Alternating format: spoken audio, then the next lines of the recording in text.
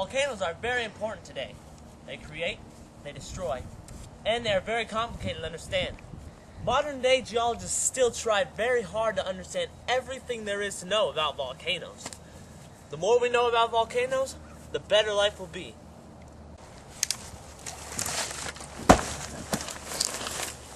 There are three different types of volcanoes: shield volcanoes, cinder cone volcanoes, composite volcanoes, or stratovolcanoes as they're called. All three different types of volcanoes form different ways. They're in different parts of the world, and there are various compositions that form each and every one of them. The rarest of volcanoes, a shield volcano, looks like a gentle sloping mountain. Now, these types of volcanoes appear around divergent plate boundaries. If you lived near one of these volcanoes, a divergent plate boundary, the rocks around you would be rich in basalt and scoria. Stratovolcanoes are the type that are like the ones that you see in movies, big and steep. These are the most dangerous volcanoes, because when they erupt, they erupt.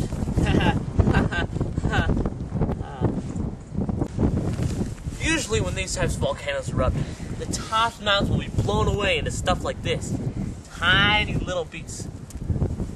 Then, the tiny bits, or bigger bits, will fall. That's called tephra. Now, geologists have been actually crushed by this type of tephra falling from the sky. Because these volcanoes are by a subduction or a continental hotspot, this is why the tephra, and it's so violent. Volcanoes that used to look like this end up looking like this, because there'll be nothing left, because it'll blow up so bad. These types of volcanoes around it are rich in andesite, rhyolite, and pumice.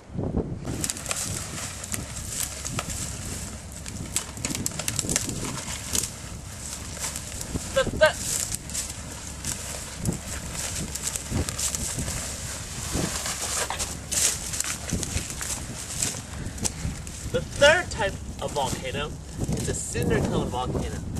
Now these types of volcanoes are a lot like a stratovolcano. They're steep, but instead of being really big and BOOM! Explosive, they're really small. And when they explode, it's not as big, because they're really small volcanoes like this. These are at subduction boundaries, and these are probably the least understood of all the volcanoes.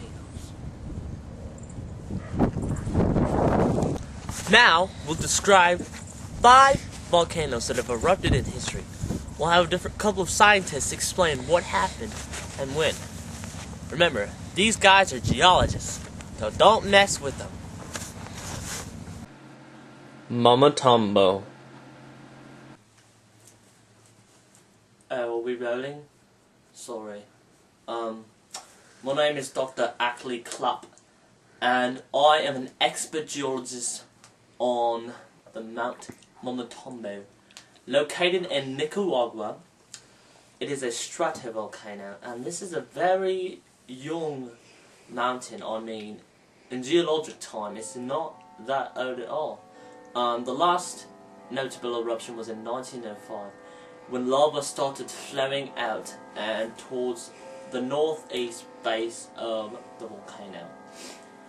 Now, this volcano is a stratovolcano, and that means it's got really pointy.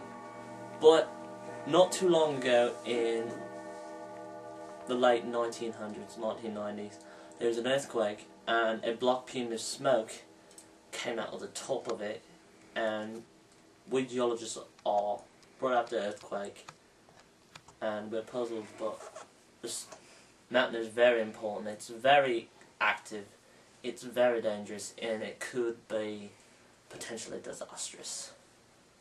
Thank you.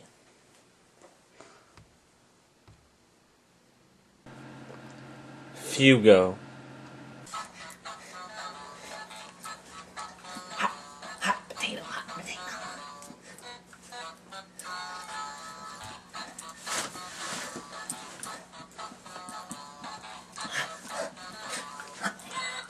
I us again. Oh, hello. My name is Steve. I'm a geologist. I recently studied the Fuego volcano, located in Guatemala.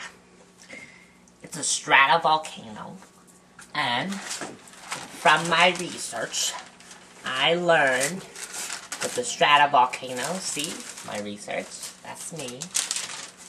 From my research, I learned that, zoom in on this, please. If you look at this research, I learned that its last notable eruption was in 1974. October of 1974. And, just some more. Here's some stuff. Looks important. I took all these notes. That's a hammer. And this volcano, this stratovolcano, from 1974, like I said, and Guatemala, like I said, stratovolcano, and in October, it started shooting tephra out of the top, like this. Here's a picture. And, started shooting stuff out of the top, like that. And, yeah, that's basically it. But, because it's a stratovolcano, it could erupt really big pretty soon. And its last couple of eruptions have been really mafic and not as explosive as earlier. But yeah, 1974, last big eruption. Suck